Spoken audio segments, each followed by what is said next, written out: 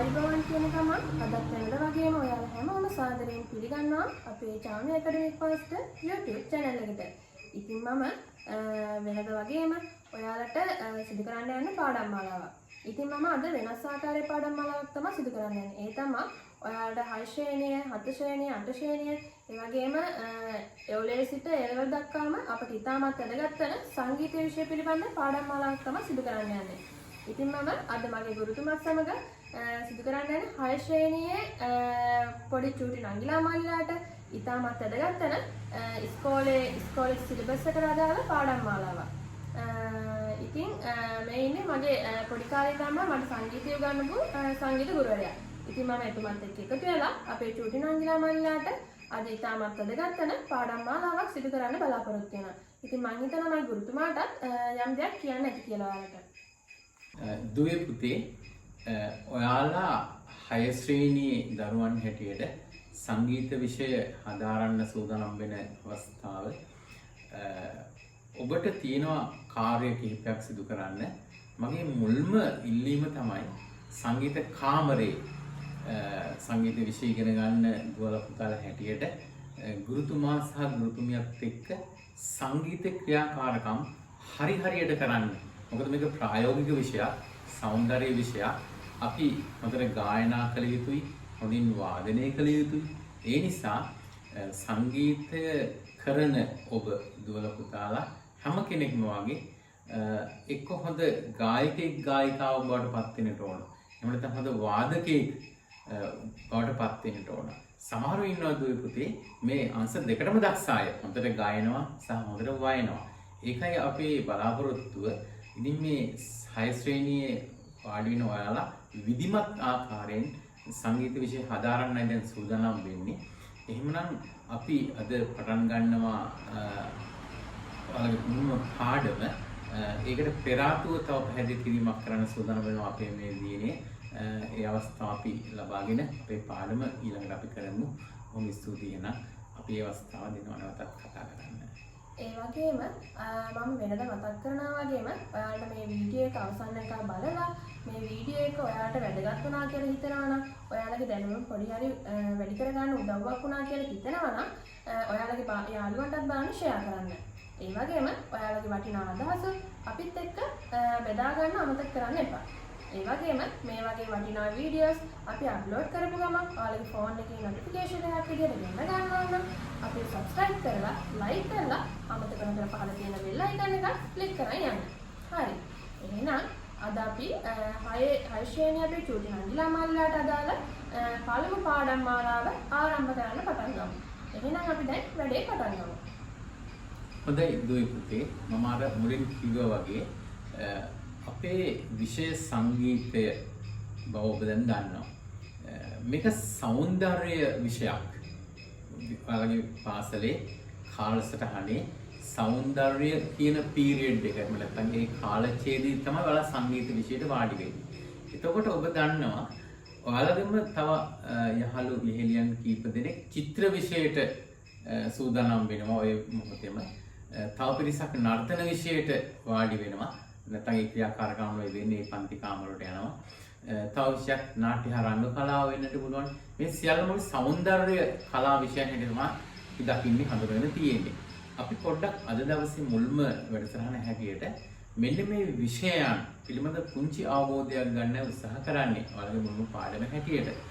සෞන්දර්ය විෂයයන් තුල ඔබ දන්නවා ඔයාලගේම සහෝදර සහෝදරියන් නර්තන විෂයට සූදානම් වෙනවා. එයාලා කරන්නේ මොනවද? ඔබ දන්නවා නැටුමක් නැත්නම් නර්තනයක් ඉදිරිපත් කරනකොට ඒ ඉදිරිපත් කරන කෙනා අනිවාර්යයෙන්ම රිද්මයානුකූල චලනයක යෙදෙන්නට ඕන. නිකම්ම හිටගෙන හිටියට නර්තනයක් නැටුමක් සිදු වෙන්නේ නැහැ. ඔයාලා දන්නවා. එහෙමනම් එයා රිද්මයානුකූලව එයාගේ අංග සමහරට අතපය, ඇඟ, මුහුණ, බෙල්ල, හිස වෙන්නට පුළුවනි. රිද්මයානුකූලව කිසියම් තාලයකට ලස්සනකට බලානින්නට මිහිරක් ගෙන දෙන විදිහට චලනය කළ යුතු වෙනවා. ඔයාලා දැකලා ඇතිනේ යහළුවෝ නර්තනය දෙනවා. ඔයාලා එහෙම කරලා ඇති පෙර අවස්ථාවලදී පුංචි අවදීදීම නැටුම් ඉදිරිපත් කරලා ඇති වල වේදිකාවල බලගම්මලා ඉස්සරහා ගුරුවරු ඉස්සරහා එමන රිද්මයානුකූල චලනයක් අවශ්‍ය වෙනවා නර්තන විෂයට. මම මෙතන පැහැදිලි කරන්න යන්නේ නර්තනේ නැත්නම් නැටුම් කියන විෂයට මාධ්‍ය වෙන්නේ අංග චලනය. මම කියන වචන පැහැදිලි කරගන්න අපේ විෂය නර්තනය අපි මේ කතා කරන්නේ. නර්තනයක් ඉදිරිපත් කිරීමට නම් ඒ ඉදිරිපත් කරන කෙනා ඔහුගේ හෝ ඇයගේ මාපියු විදිහට අංග චලනය ඉදිරිපත් කළ යුතුයි. ඒක මිහිරි ලෙස කෙනෙකුට ප්‍රියජනක විදිහට සිදු කරන්න ඕන. එහෙමනම් ඔන්න අපි හඳුන ගන්නවා විෂය නර්තනය මාධ්‍ය වෙන්නේ අංග චලනය. මොකද අංග චලනයේ තුලින් තමයි නර්තනයක් අපිට ඉලි දක්වන්න පුළුවන් වෙන්නේ. ඒ කාට හොඳට පැහැදිලි කරගන්න දුවේ. ඒ වගේම තව සෞන්දර්ය විෂය තුළ තියෙන තවත් එක් විෂයක් තමයි චිත්‍ර කලාව. චිත්‍ර විෂය හරි අපූර්ව කලාවක්. ඔයාලා චිත්‍ර අඳිනවා මම දන්නවා සංගීත විෂයට වාඩි වුණාට විවිධ චිත්‍ර ඇඳලා ඇති තාමත් අඳිනවා ඉදිරියටත් අඳිවි. අපි මේකත් හඳුනාගමු. විෂය තමයි චිත්‍රය නැත්නම් චිත්‍ර කලාව. චිත්‍ර කලාව නැත්නම් චිත්‍රයක් සිතුවමක් ඉදිරිපත් කරද්දී සමහරට කැන්වස් රෙද්දක විය හැකි කඩදාසි කිසියම් මතු පිටක වෙන්නට පුළුවනි. ඔයාලා රේඛා අඳිනවා වෙන්න පුළුවන්. එහෙම නැත්නම් හැඩතල මේක තුල නිරූපණය කරනවා. වර්ණ ගන්නනවා මේ චිත්‍රය තුල ඒ රේඛා ඇතුළත. ඔයාලා කලා පුංචි කාලෙම දන්නවා. එහෙමනම් විෂය චිත්‍ර කලාව මාධ්‍ය වෙන්නේ ඒ කියන්නේ චිත්‍රයක් අපිට පිළියුම් කරලා ප්‍රදර්ශන කරන්න පුළුවන් වෙන්නේ මාර කියු අවයව තුලින්. ඒ කියන්නේ එක්ක රේඛා වර්ණ හෝ හැඩතල ඔය තුනම හෝ එකතු වෙලා තමයි චිත්‍රයක් අපිට පිළියුම් කරන්න ප්‍රදර්ශන කරන්න පුළුවන් වෙන්නේ. හොඳට මතක තියාගන්න. දැන් මම කරුණු දෙකක් ඔයාලට පැහැදිලි කළා. මුලින්ම පැහැදිලි කරා විෂය නර්තනය මාධ්‍ය වෙන්නේ අංග චලනය. චිත්‍ර විෂය මාධ්‍ය වෙන්නට පැහැදිලි කරේ. ඒකේ මාධ්‍ය වෙන්නේ රේඛා හැඩතල හෝ වර්ණ හෝ ඒ තුනම විය හැකියි. මේ මා කියු දෙවෙනි විෂය. තව විෂයකට අපි යනවා. ඔයාලා දන්නවා නාට්‍ය නැත්නම් නාට්‍ය හා රංග කලාව විෂය කියලා අපේ පාසල ක්‍රියාත්මක වෙන අපූර්ව විෂයක්. මේකත් සෞන්දර්ය විෂය තුල තියෙන එකක්. ඔයාලගේම සහෝදර සහෝදරියන් මේ පන්ති කාමරයට එනවා. ඉතින් ඒ ගුරුවරු මුණ ගැහිලා ඒ ක්‍රියාකාරකම් වල දෙනවා. විෂය තමයි නාට්‍ය හා රංග කලාව. නැත්නම් නාට්‍ය. ඔයාලා නාට්‍ය දැකලා තියෙනවා විවිධ මාධ්‍ය තුලින් නේද? රූපවාහිනියෙන් මේ හැකි වේදිකාවකින් යන්න පුළුවන්. ඔයාලම නාට්‍ය ප්‍රදර්ශනය කරලා ඇති. එතනදී හොඳට තේරුම් ගන්න දෙන්නේ අභිනය කියන මාධ්‍ය ඉතාල වැදගත් වෙනවා. මොකද්ද ටිකක් බර වචනයක්ද දන්නේ නැහැ ඔයාලට අභිනය. දැන් අපි සතුටින් ඉන්නවා කියලා පෙන්වන්න අපි මුහුණෙන් හිනහාවක් පෙන්වනවා. කොහොම ප්‍රසන්න වූ මුහුණක් අපි ඕන්ට ඉදිරිපත් කරන්නේ ඉස්සරහට. හොඳට මනස පිරිපුන්න මුහුණ පිරිපුන්න ප්‍රසන්න විදිහට අපිට පුළුවන් නම් මුහුණ ඉරියව් තනා ගන්න. දකින්න කෙනා දන්නවා මෙයා සතුටින් ඉන්න කෙනෙක් කියලා. ඒ වගේම තරහක් පෙන්වන්න අවශ්‍ය නම් අපි දන්නවා මුහුණේ ඒ ඉරියව් වෙනස් කරගත යුතුයි. ඔයාලා දන්නවා මම මේ කියන කාරණා. අන්න ඒ විදිහට අපිට ඉරියව් වෙනස් කරන්න හැකියාව තියෙනවා නම් අපි කියනවා අභිනය කියලා එතන. දැන් රජතුමෙක් නම් වේදිකාවට එන්නේ නාට්‍ය තුළ එයා ඇඳුම් ආයිත්තම් පැනඳගෙන ඔටුනු පැනඳගෙන නේද කඩු කස්ථාන පැනඳගෙන වර්ණවත් වූ ඇඳුම් වලින් සැරසිලා එයාට තව පරිවාර සේවකයොත් ඉන්න පුළුවනි. අපිට පේනවා මේ ඉන්නේ රජතුමා තමා කියලා. ඒ වගේම අපි හිතමුකෝ යාචකයෙක් ඔහු එනකොට වැරහැලි ඇඳගෙන ඉරුණු ඇඳුම් පැළඳුම් විය හැකි රෙදි පොට්ටනියක් කරේ තියෙන පුළුවන් ශරීරයෙන් තුවාලයක් ඔතාන විය හැකි ඇඳුම් පැළඳුම් වලින් අපිට පැහැදිලි වෙනවා මේ අහවලා කියන එක. මේ නාට්‍යයක තියෙන දේ අවයවයන්. එතකොට පැහැදිලි කරගන්න මාර මුලින් කිව්වා වගේ අපේ විෂය නාට්‍ය නැත්නම් නාට්‍ය රංග කලාව. මේකේ මාධ්‍ය වෙන්නේ අභිනය. මායි කියු දේ සංක්ෂිප්ත කරලා මේ පැහැදිලි කරේ කෙටියෙන්. ඒ කියන්නේ විෂය නාට්‍ය මම නැවතත් කියනවා.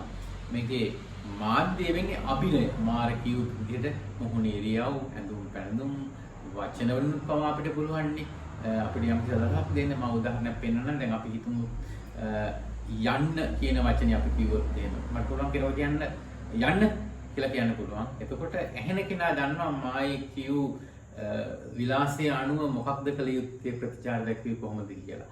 මම මෙහෙම කිව්වොත් යන්න කියලා කිව්වොත් ඒ තවත් විලාසයකට මා එකම වචනේ භාවිතා කළා. බලන්න වාචිකව අපිට පුළුවන්නේ කෙනෙකුට අපේ අදහස දෙන්න. මේ සියල්ලම වැටෙන්නේ මාර කියු අභිනයට. ඔයාලා තව ඉහළ ශ්‍රේණියට යනකොට මේ පිළිබඳව හොඳ අවබෝධයක් ලැබෙවි. මම නැවත වතාවක් එහෙමනම් අර කියු විෂයන් තුන ආයෙත් මතක් කරනවා පුංචි දුරට දාලා. මුලින්ම පැහැදිලි කරා මම ඔබට නර්තනය කියන විෂය පිළිබඳව මාධ්‍ය වෙන්නේ අංග චලන, චිත්‍ර කලාව, මාධ්‍ය වන්නේ රේඛා, හැඩතල සහ වර්ණ යනාදී. තුන්වෙනියට මේ මොහොතකට පෙර මම පැහැදිලි කරේ නාට්‍ය නාට්‍ය රංග කලාව කියන විෂය පිළිබඳව. ඒකේ මාධ්‍ය වන්නේ අභිනය. එහෙමනම් තවත් කාරණයක් තියෙනවා පැහැදිලි කරන්න. ඔයාලා සාහිත්‍ය කියන වචනය අහලා ඇති. ඔයාලට ඉදිරියේදී තව ඒවා ගැන හදාරන්නට වෙනවා. සාහිත්‍යය. දැන් ඔයාලා කතාන්දර කියවනවා පොත්පත් බලලා. ඒ වගේම කෙනෙක් වැඩි හිටියෙක් ඔයාලගේ අක්කලා අයියලා අම්මලා වෙන්න පුළුවන් ගුරුතුමා ගුරුතුමියගේ කතාන්දරයක් ඔයාලට ඉදිරිපත් කරනකොට ඒ වගේම කවි ගායනා තියෙන්න පුළුවන් ගීත වගේ දේවල් අපිට කිසියම් රසයක් ගෙන දෙනවා මේවා අහලා අපි සිතුවම් මවා ගන්නවා විවිධ කතාන්දර තුල මේක අපි කියනවා සාහිත්‍යය කියලා සාහිත්‍ය රසය අපිට හැම දෙයක්ම ලැබෙන්නේ භාෂාව කියන මාධ්‍යයෙන් ඔබ දන්නවා සිංහල භාෂාව සහ සාහිත්‍ය කියලා විෂයක් අපේ තියෙනවා ඒ වගේම දෙමළ භාෂා සහ සාහිත්‍ය ඉංග්‍රීසි සාහිත්‍ය මේ මොන සාහිත්‍යයක් වුණත් අපේ මනසට ගෝචර කරගන්නට උකහා ගන්නට උවමනා වෙන්නේ භාෂාව. මම මේ කතා කරන්නේ සිංහල භාෂාව. තව කෙනෙක් ඉංග්‍රීසියෙන් කතන්දරයක් ඔබට කියලා දෙන්න පුළුවන්. ඔබ ඉංග්‍රීසි කතාවක් පොත බලලා කියවනවා වෙන්න පුළුවන්. ඉංග්‍රීසියෙන් කතාවකට සමන් දෙන්න පුළුවන්. දෙමළ භාෂාවක් තියෙනවා. එහෙමනම් සාහිත්‍ය කියන විෂයත් හරි අපූර්ව සෞන්දර්ය කලාවක්. මේ සාහිත්‍ය කියන විෂයට මාධ්‍ය වෙන්නේ භාෂාව. හොඳට මතක තියාගන්න.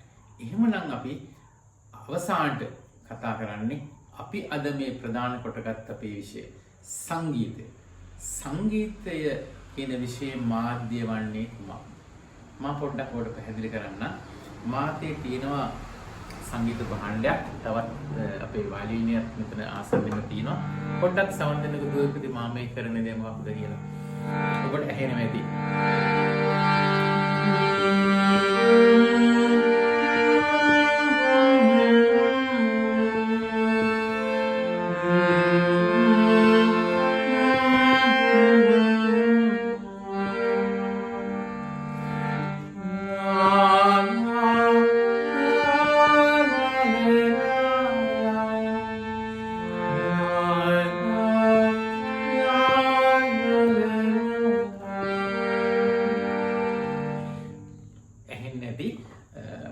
හොඳට පැහැදිලි කරගන්න මම කලින් විෂයක් තුනක් පිළිබඳව යම්කිසි පැහැදිලි කිරීමක් කළා.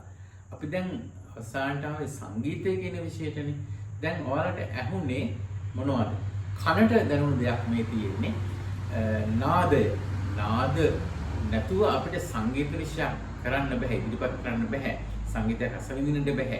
ඔබ පන්ති කාමරේ වාඩි වුණාම ඔබට පේනවා විවිධ සංගීත භාණ්ඩ තියෙනවා. සංගීත කාමරයේ ගුරුතුමා ගුරුතුමියව වාදනය කරනවා අයියලා අක්කලා වාදනය කරනවා දැකලා ඇති. එහෙමනම් සංගීත භාණ්ඩ වලින් නාදයක් තමයි නිෂ්පාදනය කරලා දෙන්නේ, උත්පාදනය කරලා දෙන්නේ අපිට. ඒ වගේම කටහඬින් පුළුවන්. මම මේ දෙකම අරගෙන තමයි පුංචි සංගීත ඛණ්ඩයක් ඔබට ඉදිරිපත් කළේ. එහෙමනම් පැහැදිලි කරගන්න දුන්නේ භාණ්ඩයක් ගත්තාම දැන් මෙතන වයලින් එක තියෙනවා, තබ්ලාව තියෙනවා කියමු. එතකොට ඒ භාණ්ඩයෙන් භාණ්ඩයට එන ශබ්දෙත් වෙනස් වෙනවා. එතකොට ඒකෙන් එන ශබ්දෙත් අපිට ඒකත් නාද මාලාවක් විදිහට අනිවාර්යයෙන්ම ඔව් මම පැහැදිලි කරන්න යන්නේ ඒක තමයි. අපිට මිහිරි වූ නාද කනට දැනෙන දේ තමයි සංගීතය දාගන්නේ. එතකොට දීනෙත් පැහැදිලි කරේ ඒකයි දුවේ පුතේ එක් සංගීත භාණ්ඩ වලින් ඒකට ආවේනික වූ නාද උපදින්නේ. දැන් මාතේ තියෙනවා හාමෝනියම් එක නැත්නම් සර්පිනාව කියලා ඔබ හඳුනාගෙන ඇති මේක. ඔබට පන්ති කාමරේ මේක අතපත ගන්න පරිශීලන කරන්න වාදනය කරන්න අවස්ථාව ලැබෙනවා ඉදිරියේදී. බලන්නකෝ දැන් මේකට ආවේනික වූ හඬ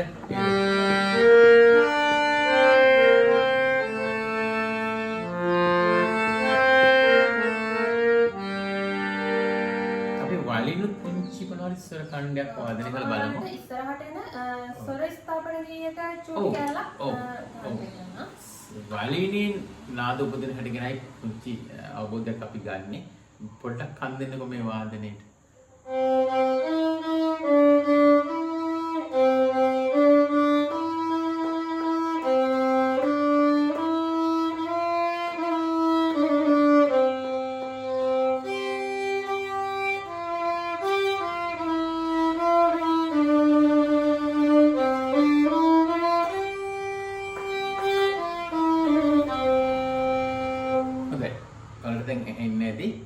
අවස්ථා දෙක නැත්නම් සංගීත භාණ්ඩ දෙකකින් නිපදුණු කොහොමද නාදවල ස්වභාවය කියලා සර්පිනා නාද වෙනස් වෙනවා. භාණ්ඩෙන් භාණ්ඩයට ආවේනික නාද තියෙනවා. කටහඬත් අපේ එහෙම නේද? කටහඬත් එහෙමයි. එක් එක් ගායිකාවන් ප්‍රසිද්ධත්වයටපත් වෙන්නේ ඔවුන්ගේ කටහඬේ තියෙන ආවේනික ලක්ෂණ නිසා. ඔබ දැන් මේ අපේ පාඩමට සම්බන්ධ වෙන දුවල පුතලක් ගීත ගායන වෙති. ඔවුන් යම් යම් ඉදිරියේ උසස්තා දක්වලා ඇති සංගීතයෙන් ගායනයෙන් වාදනයෙන් ඔයාලට ආවේනික කටහඬක් තියෙනවා. ඒක යාට පමණයි වෙන කෙනෙකුට නැහැ ඒ කටහඬ. අන්න ඒ වගේ සංගීත භාණ්ඩ වලට ආවේනික කටහඬක් තියෙනවා. එකටක් වෙනස් වෙනවා. තබ්ලා වාදනය කරොත් තබ්ලාවට ආවේනික කටහඬක් වෙනමනේ පුතේ. නාදයේ සර්පිනාවට ඒ විදිය වලියට ඒ විදිය තව අපි ඉදිරියේදී ඉදි පාඩම් වලදී තව සංගීත භාණ්ඩ සර්පිනාව තබ්ලාව ඒ ඔක්කොම එකතු කරලා එක නාදමාලාවක් විදිහට ගන්න පුළුවන් අවස්ථාවක් ඒකේ රසය වෙනස්. වෙනස් ඔව්. එක්කාසලා යනකොට එක්කාසලා යනකොට වෙනස් රසයක් එන්නේ. සංගීත භාණ්ඩ වෙන වෙනම ගද්දි වෙනස් රසයක් සංගීත භාණ්ඩ කීපයක් එකවර වයද්දි එක්තරා රසයක් අපිට මනසට ගෙන දෙනවා. මෙතනදී පැහැදිලි කරන්නේ මොනවා මම උත්සාහ කරේ සංගීතය කියන විෂයට මාධ්‍ය වන්නේ නාද. තව කාරණයක් දුවපුතේ පැහැදිලි කරගන්නට ඕන. අපේ දිසාවන් නැත්නම් කන් දෙකට ඇහෙන සියලු දේම මිහිරි නැහැ.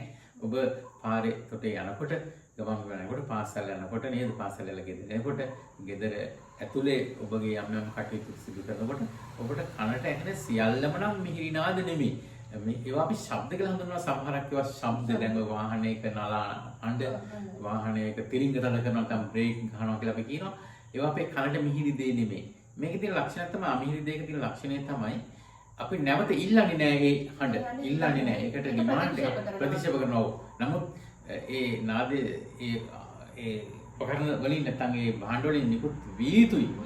නමුත් ඒක අර සීමට ප්‍රිය නැහැ. අපි නැවත ඉල්ලන්නේ නැහැ. නමුත් සංගීත භාණ්ඩයකින් ඔය ලස්සන කටහඬකින් යමක් අපිට සංගීතයේ හැටියට ඉදිරිපත් වෙනවා නම් අපිට නැවත ඒක අහන්න ආස හිතෙනවා. ඒක තමයි දුවේ සංගීතයට අවශ්‍ය වෙන නාදයේ තියෙන ලක්ෂණය. එතකොට අපිට දැන් ඔන්න සාරාංශගත වෙනවා මා කියූ සීලු කාරණා මෙන්න මේකේ මම ඔබට ප්‍රදර්ශනය කරනවා පැහැදිලි ඇති විෂය චිත්‍ර කලාව මා කිව්වා වර්ණ රේඛා සහ හැඩතල තමයි මාධ්‍ය වන්නේ. විෂය නර්තනය අංග චලන තමයි එහි මාධ්‍ය වන්නේ. නාට්‍ය නැත්නම් නාට්‍ය රංග කලාව කියන විෂය මේකට අභිනය කියන දේ මාධ්‍ය වෙනවා.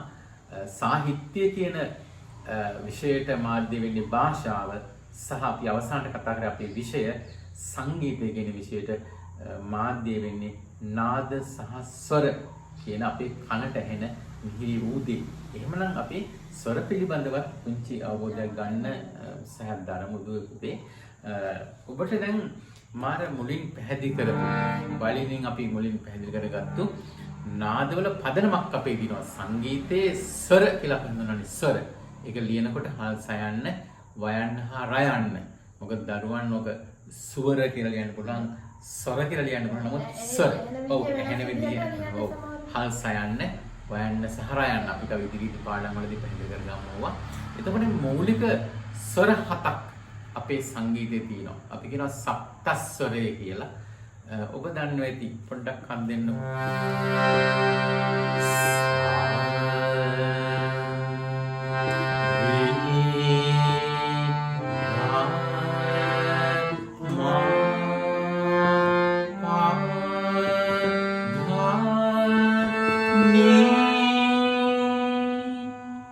මම පැහැදිලි කරේ සා රි ගා ම පාදා නි කියලා ස්වර හතක්.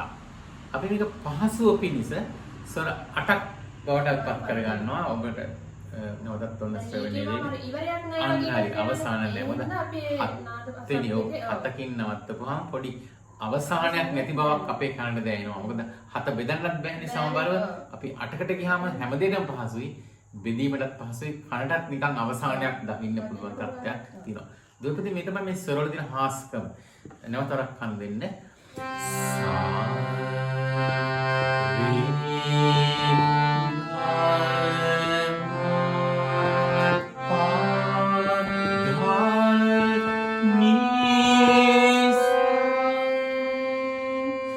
ඔයාලා දැන් හය ශ්‍රේණියේ ඉගෙන ගන්න දරුවෝ හැටියට මම මේ කියන දේ ඔබට මතක් වේවි.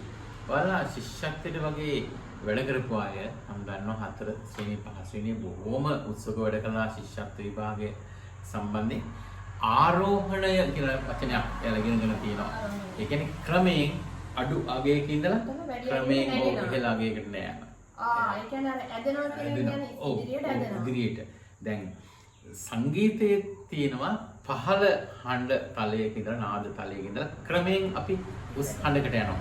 මායේ ගායනය සහ වාදනය කරේ ආරෝහණ ක්‍රමයට මේ ස්වර හත ගමන් කරන අයුරු. හොඳට බලන්න මේ සාමාන්‍යයෙන් අපිට දරගන්න පුළුවන් මධ්‍යම මට්ටමේ හඬක්. උදායි නැවතත් කන් දෙන්න දෙන්නේ.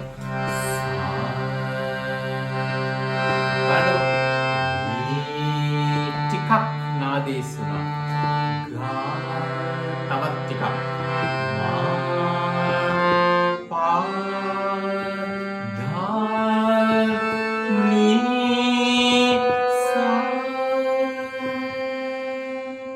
එහෙමනම් අපි ආරෝහණයක් තමයි මේ ගමන් කරේ ස්වර හතෙහි ආරෝහණ ක්‍රමයක්. මම දැන් මේ අවරෝහණයක් දෙනවා. ඔබ දන්නවා අවරෝහණය කියන වචනේ ඉහළ අගයක සිට ක්‍රමයෙන් පහළ අගයක් දක්වා ගමන් කිරීම. බැස්මක් තියෙන කොහොමද බැස්මක් තියෙන්නේ. මම දැන් නැවතුනේ ඉහළ තැනකනේ.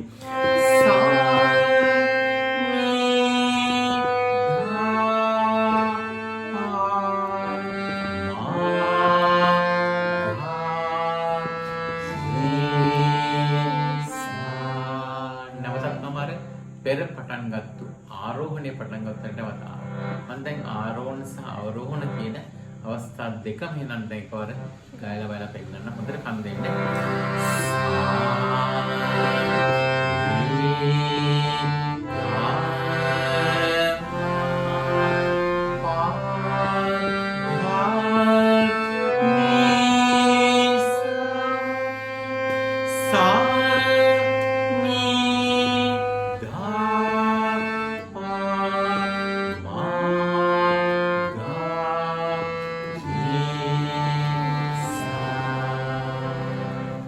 එහෙනම් අපි මේකම අපි වයලිනිනුත් අපි වාදනය කරලා බලමු. උදාහරණයක් තමයි එතකොට අර සංගීත භාණ්ඩයෙන් භාණ්ඩයට එකම ස්වරයෙන් වෙනස් වෙන විදිහ. ඒ කියන්නේ සරිගම් පදනිසා කියන ඒ ශබ්දකය සර්පිනාවෙන් වෙන හඬක් වයලින් එකෙන් වෙන හඬක්. ඒකට උදාහරණයක් විදිහට තමයි මම දැන් වයලින් එකෙන් වාදනය කරන්නේ.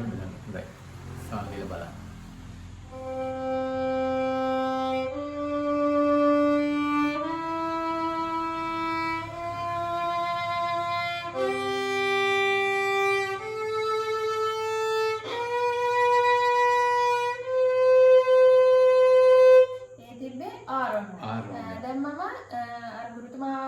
වාදනය කළා වගේ අවරෝහණත් මෙහෙමම වාදනය කරනවා.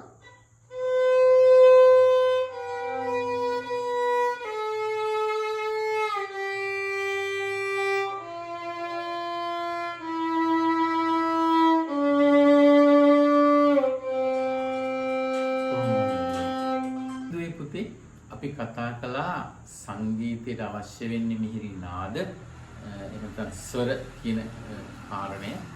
මෙතනදී මම දැන් පැහැදිලි කරනවා මේ ස්වර කොහොමද සංගීතයට භාවිතා කරලා තියෙන්නේ මේක යෙදුම් කොහොමද යොදාගන්නේ කියන එක පොඩ්ඩක් කන් දෙන්නකෝ දැන් මම මේ ස ස ස ri ri ri ga ri sa sa sa ni ri ga ga ma ga ga ni ri sa sa ri ga ma ma ga ri sa අපි මේ ස්වර රටාව මේ ස්වර තනුවම අපි වයලිනෙන් වාදනය කරලා පොඩ්ඩක් අහලා බලමු.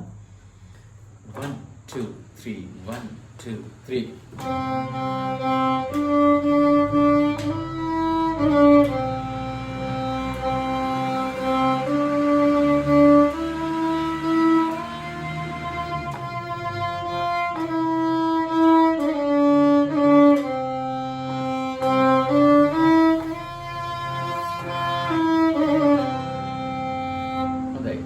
පැහැදිලි ඇති උඩට පැහැදිලි ඇති සංගීතය කියලා අපිට ඇහෙන්නේ එහෙමනම් දසවනට දැනෙන්නේ නාද අපි ඒ නාද සලකුණු කිරීම සඳහා නාද හඳුනා ගන්න භාවිතා කරන්න මේ නාදවල පහත් බව කොහොමද කියලා අපිට සංකේත සමූහයක් තියෙනවනේ. අපි ඒවා ස්වර කියලා දැනට හඳුනගමු. එහෙමනම් මේ ස්වර උස් පහත් වීම තුළ අපිට ගීතයක තනුවක් කිසියම් නාදමාලාවක් මැවෙනවා, නිර්මාණය වෙනවා. මායේ වාදනය කරපු දේ දැන් අපි සංගීත භාණ්ඩ දෙකෙන්ම වාදනය කරලා දොරපතට අහන්න සලස්වමු. එහෙනම් අපි ඒකට වයමු. 1 2 3 1 2 3.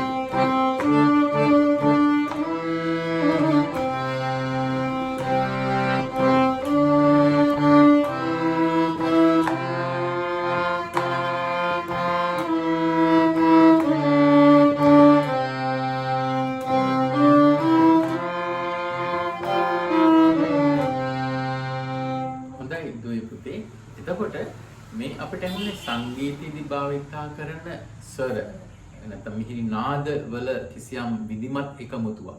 දැන් මේ ඕනම ගීතයක් ඇතුලේ තියෙන මේ ස්වරනේ. ඕනම ගීතයක් ඇතුලේ තියෙන ස්වර. නමුත් ගායකෙක් ගායිකාවක් ගීතයක් ගයද්දී එයා ස්වරවල අක්ෂරවල ගයන්නේ නැහැ. පදමාලාවක් දාලා ඒ නාදයෙන් තමයි අපි සලකන්නේ. හොඳයි. පදමාලාවක් ගායකයා හෝ ගායිකාවක් ගයනවා. ඒක ඇතුලේ තියෙන නාදමාලාව අපි හඳුනගන්නේ ස්වර හැටියට. එහෙමනම් අපි දැන් මෙන්න මේ වාදනය කරපු ස්වරමාලාවට අදාළ ගීතය මොකක්ද කියලා බලමු. එහෙමනම් දැන් මේ ගීතයේ දුවේ පුතේ සපිනාවෙන් වයලිනෙන් වයන අතරේ මම ගායනත් සිදු කරන්නම්. ඔයාලට අවබෝධ වෙවි මේ ගීතයක නාදමාලාව තුළ එහෙමනම් මේ ස්වර තමයි අඩංගු වෙලා තියෙන කියන කාරණය. අපි නම් පටන් ගමු. දැන් මෙතන දුවේ පුතේ ක්‍රියාකාරකම් තුනක් එකවර සිදු වෙනවා. එකක් තමයි ගායනය, ගී පදමාලාව ගායනවා, සපිනාව වාදනය වෙනවා, වයලිනත් වාදනය වෙනවා. හොඳ අපි නම් ඒකට හන්දෙමු දැන් මේ මොහොතේදී බලමු. 1 2 3 1 2 3 එකට සතුටු සාගරේ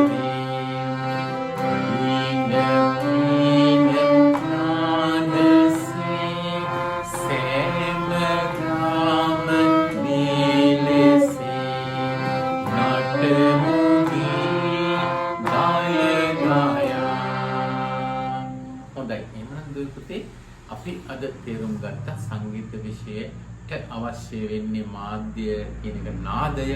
නාදය අපිට එළියට එන්න ප්‍රදර්ශනය කරන්න අපිට ස්වර සමුදායක් අවශ්‍ය වෙනවා සංගීතය තුළ. ස්වර 7ක් හඳුනගත්තා. සරි ගම පද නී ලෙස මේ පිළිබඳ ලොකු විග්‍රහයක් අපි ඉදිරිපාඩම් වලට යමු. ඉදිරිපාඩම් වලදී අවබෝධ කරගමු. එහෙමනම් නාදය නිකුත් කරනවා අපි සංගීත භාණ්ඩ වලින්, කටහඬින්, නාදී වශයෙන්. මම අද මම කිසි පාඩමක් ඔබට ගෙනාවේ මුළු පාඩමේ 6 ශ්‍රේණියේ. ඔයාලා හොඳින් මේවා සවන් දෙන්න, ක්‍රියාත්මක කරන්න, ඔයාලා වාදනයේ ගායනය කරන්න. ඒකට මම මුලින් කිව්වා වගේ හොඳ සංගීත ශිල්පියෙක් වෙන්න පුළුවන් ඉදිරියේදී. ඒ නිසා සංගීතයට ආස තිබුණට බෑ. ඔයාලා වාදනය සහ ගායනය කළ යුතුමයි. එහෙමනම් පාඩම තව කාලෙක දැන් නවත්තලා අපි නැවතත් දිනේට අවස්ථාව දෙනවා අද දවසේ මේ පිළිබඳව සමාවර්තනය කරලා channel එක අද මායිකුතුමා එකතු වෙලා පරිශ්‍රණීය පාඩම් මාලාවේ එක් කොටසක් තමයි සිදු කරේ. ඒ කියන්නේ මුල්ම පාඩම. මුල්ම පාඩමේන අපිට සෞන්දර්ය මේ සංගීතය කියන විෂය ඇතුළත් වෙන සෞන්දර්ය කියන විෂයට. එතකොට ඒ සෞන්දර්ය කියන විෂයේ අපිට චිත්‍ර කලාව, නර්තනය, නාට්‍ය, සාහිත්‍ය ඒ වගේ විවිධ විෂයන් රාශියක් හඳුනා ගන්න පුළුවන්. ඉතින් අද පාඩම් මාලාවේ සංක්ෂිප්ත විදියට අපිට දැන් මෙතන තියෙන චිත්‍ර කලාව. චිත්‍ර කලාවේ මාධ්‍ය විදියට අපි සිදු කළේ චිත්‍ර කලාවේ මාධ්‍ය විදියට අපි වර්ණ, රේඛා, හැඩතල තමයි අපි චිත්‍ර කලාවේ මාධ්‍ය විදියට හඳුනාගත්තේ. ඒ වගේම නර්තනය කියන්නේ තවත් එක් විෂයක්. නර්තනය කියන එකේ මාධ්‍ය විදියට අපි අංග චලන තමයි හඳුනාගත්තේ. අංග චලන නැතුව අපිට නර්තනය සිදු කරාට වැඩක් නැහැනේ. ඉතින් අපි මාධ්‍ය තමයි අංග චලන. එතකොට තමයි ඒකේ රිද්මය කියන දේ ඒ දේ ඇති වෙන්නේ අංග චලන වලින්. එතකොට නාට්‍ය කියන විෂය මාධ්‍ය තමයි අභිනය. එතකොට සාහිත්‍ය අපිට සාහිත්‍ය අපිට විෂයන් විදිහට අපිට අපි චුට්ටංගිරමාරිලා ඉදිරියට 7-8 වගේ යද්දී අපිට දැනගන්න පුළුවන් සිංහල භාෂාවෙන්, ඉංග්‍රීසි භාෂාවෙන් විවිධ එක භාෂාවලින් අපිට සාහිත්‍ය කියන විෂය හඳුනා ගන්න පුළුවන්. එතකොට ඒක භාෂාවන් වෙනස්නේ. ඒ කියන්නේ සාහිත්‍ය කියලා ගත්තාම භාෂාවේ ඉංග්‍රීසි භාෂාව, සිංහල භාෂාව, ජපනීස්, එතකොට හින්දි එක භාෂාවන් තියෙනවා. එතකොට සාහිත්‍ය කියන විෂයේ මාධ්‍ය වන භාෂාව. එතකොට ඒකෙන් තමයි අපි විෂය විවිධ මාධ්‍යයන්ට කැඩෙන්නේ. ඊට පස්සේ අපේ ප්‍රධාන භාෂාව විදිහට දැන් අපි මෙතන ඉගෙන ගන්න සංගීතයනේ. එතකොට සංගීතය කියන විෂයේ ප්‍රධාන මාධ්‍ය වන්නේ නාද සහ ස්වර. මේක තමයි අද අපි කතා කරපු පාඩම් මාලාවේ සංක්ෂිප්තය. ඉතින් මම හිතනවා ඔයාලට මේ පාඩම් මාලාව ඉතාමත් වැදගත් වෙන්න කියලා. එතකොට අපි ටුටිනංගිලා මාලා මේක මේ වීඩියෝ මාලාව බලපුවාම ඔයාලගේ ගුරුතුමා ඔයාලගේ ඉස්කෝලේදී උගන්වද්දි සමහර විට මේ අපි කියලා දුන්න පාඩනුත් මතක් වෙයි. එතකොට ඔයාලට ටීචර්ලා අහන ප්‍රශ්න වලට සාර්ථක වෙන ඉක්මනින්ම පිළිතුරු ලබා දෙන්න හැකියාව ලැබෙනවා. ඉතින් අපි බලාපොරොත්තු වෙනවා ඔයාලට ඉදිරියට තියෙන ඔයාලගේ විෂය මාලාවට ඉස්සරහට තියෙන සියලුම විෂය ධාරාව අපි කවර් කරන්න මායි ගුරුතුමා එකතු වෙලා ඔයාලට තියෙන සිලබස් එක කියලා තියෙනවනේ. ඒ සිලබස් එකේ පාඩම් පියවරින් පියවරට අපි වීඩියෝ මාලාව වලින් ගෙනීමට බලාපොරොත්තු වෙනවා. ඉතින් පුළුවන් නම් ඔයාලට ඔයාලගේ යාළුවන්ටත් මේක ෂෙයා කරන්න. එතකොට ඔයාලට වගේම යාළුවන්ටත් මේකේ යම්කිසි උදව්වක් ලැබෙයි කියලා මම හිතනවා. ඉතින් ඒ වගේම මම මුලින් මතක් කරා වගේ මේ වීඩියෝ එක අවසන් වෙනකල් ඔයාලා බැලුවා නම් යම්කිසි දැනුමක් ඔයාලට ලැබුණා නම් ඔයාලගේ යාළුවන්ටත් බලන්න අනිවාර්යයෙන් ෂෙයා කරන්න. ඒ වගේම අපේ මේ වටිනා වීඩියෝස් අපි අප්ලෝඩ් කරපු ගමන් ඔයාලගේ ෆෝන් එකේ නොටිෆිකේෂන් එකක් විදිහට ගෙන්න ගන්න ඕන නම් අපි සබ්ස්ක්‍රයිබ් කරලා ලයික් කරලා පහළ තියෙන බෙල් අයිකන් එකත් අමතක නොකර ක්ලික් කරන් යන්න. ඒ වගේම මේ වීඩියෝ එක පිළිබඳව ඔයාලගේ අදහස් තියෙනවනේ. ඒ අදහසුත් අපිත් එක්ක බෙදා ගන්න අමතක කරන්න එපා. ඒවත් පහලින් කමෙන්ට් කරන් යන ගමන් මායි ගුරුතුමයි අදට නවතිනවා. එහෙනම් ඊළඟ දවසේ අපි මේ වගේ වටිනා වීඩියෝ එකක නැවත හමු වෙමු. මේ ඔයාලගේ චාමි ඇකඩමික් මාස්ටර් YouTube channel එකයි.